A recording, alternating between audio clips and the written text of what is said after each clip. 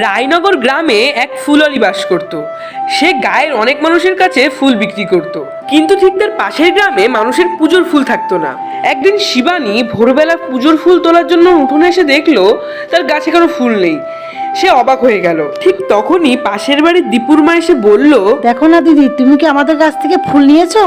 গাছে তো একটাও ফুল দেখছি না, পুজো দেবো কি দিয়ে? তখন শিবানী আরো বেশি অবাক হয়ে গেল এবং বলল, না দিদি, আমি তোমার কাছ থেকে ফুল তুলতে যাবো কেন? এই দেখো, আমার এত বড় ফুল গাছে একটাও ফুল নেই। তারা আলোচনা করছিল, এমন সময় গ্রামের অন্য মহিলারা এসে বলল তাদের গাছেও নাকি ফুল নেই।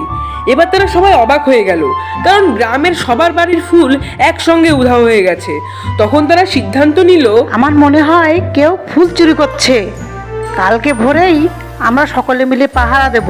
হ্যাঁ, ফুলচোরকে ধরতেই হবে। তোমরা সবাই কালকে ভোরে এসো কিন্তু। হ্যাঁ, আমরা সবাই আসবো।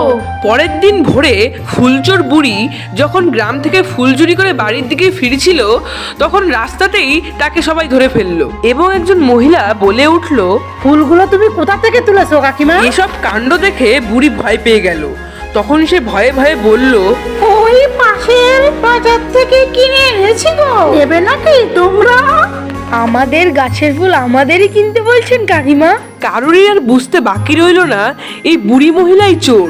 তখন তারা বুড়ির কোনো কথা না শুনে বুড়িকে গায়ের মোড়লের কাছে নিয়ে গেল। মোড়ল মশাই, দেখুন না, এই বৃদ্ধ মহিলাটা প্রতিদিন আমাদের গ্রাম থেকে, প্রতি বাড়ি থেকে ফুল চুরি করছে। আবার বলে কি না ফুল বাজার থেকে নিয়ে এসছে। এখন আপনিই বিচার করুন। এসব কথা শুনে মোড়ল মশাই বললেন, এই তোমরা শান্ত হও, আমাকে এই বিচারটা করতে দাও। এই ফুলওয়ালি, তুমি নিজের মুখে স্বীকার করো, তুমি কি ফুল চুরি করেছো? কোনো উপায় না পেয়ে ফুলওয়ালি ফুল চুরি করার কারণ বলতে লাগলো।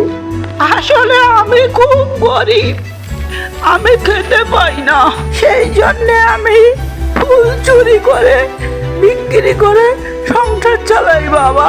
বুড়ির মুখে এসব কথা শুনে সবাই খুব দুঃখ পেল এবং লজ্জিত হলো।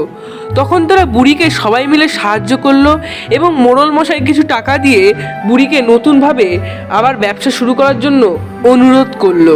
তখন বৃদ্ধ ফুলওয়ালি খুশি হলো এবং সবাইকে আশীর্বাদ করলো এবং বলল, তোমরা সবাই ভালো থাকো, তোমাদেরকে আশীর্বাদ করি, তোমরা আগামী দিনে অনেক উন্নতি করো।